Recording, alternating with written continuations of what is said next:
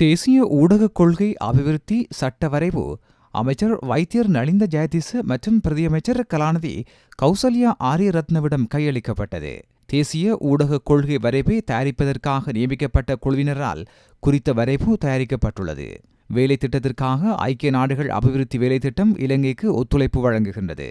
குறித்த கொள்கைகள் பல்தரப்பு குழுவின் ஊடாக 2023ஆம் ஆண்டிலிருந்து 2025ஆம் ஆண்டு டிசம்பர் மாதம் வரை காணப்படுகின்றது.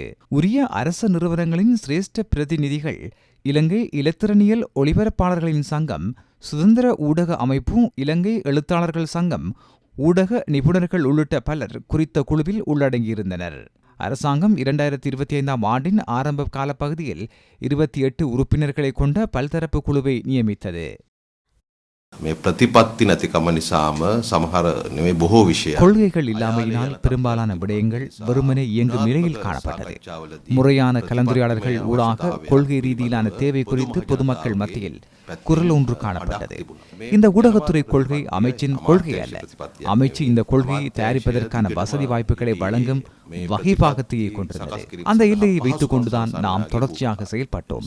அனைவரும் ஏற்றுக்கொள்ளக்கூடிய கொள்கை தயாரிக்கப்பட்டது. எந்தவொரு அழுத்தமுமின்றி ஊடக சுதந்திரம் பாதுகாக்கப்பட வேண்டும் என்ற நிலைப்பாட்டில் தயாரிக்கப்பட்டுள்ளது. ஊடகவியலாளர்கள், நிறுவனங்கள், பிரதேச ஊடகவியலாளர்கள் சுதந்திரம், தொழில்துறை தன்மை, அவர்களின் பாதுகாப்பு அதுவும் முக்கியம். ஊடக பயன்பாட்டினால் பிரஜைகளின் சுதந்திரம் மற்றும் அவர்களின் தனிப்பட்ட தன்மை உள்ளிட்ட சகல விடயங்களும் உயர்ந்தபட்சம் பாதுகாக்கக்கூடிய வகையில் கொள்கை தயாரிக்கப்பட வேண்டும். பிரஜைகளுக்கு ஏற்படும் பாதிப்புகளை கவனத்தில் கொண்டுதான் ஊடக கொள்கை தயாரிக்கப்பட வேண்டும்.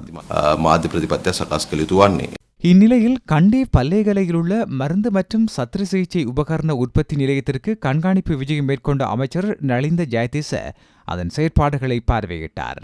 வருடாந்தம் 200 பில்லியன் ரூபாய் வரை செலவிட்டு இறக்குமதி செய்யப்படும் மருந்து மற்றும் சத்திர சிகிச்சை உபகரணங்களுக்கான நிதியை மீதப்படுத்தும் வேலை திட்டம் முன்னெடுக்கப்படுவதாக அமைச்சர் அதன்போது மத்திய கிழக்கில் நிலவும் யுத்தம் காரணமாக எமது இறக்குமதி செய்யப்படும் உற்பத்திகளுக்கு எந்தவொரு சந்தர்ப்பத்திலும் பாதிப்பு ஏற்படலாம். அதற்கு சிறந்த தீர்வு உள்நாட்டில் இந்த உற்பத்திகளை ஊக்குவிப்பது.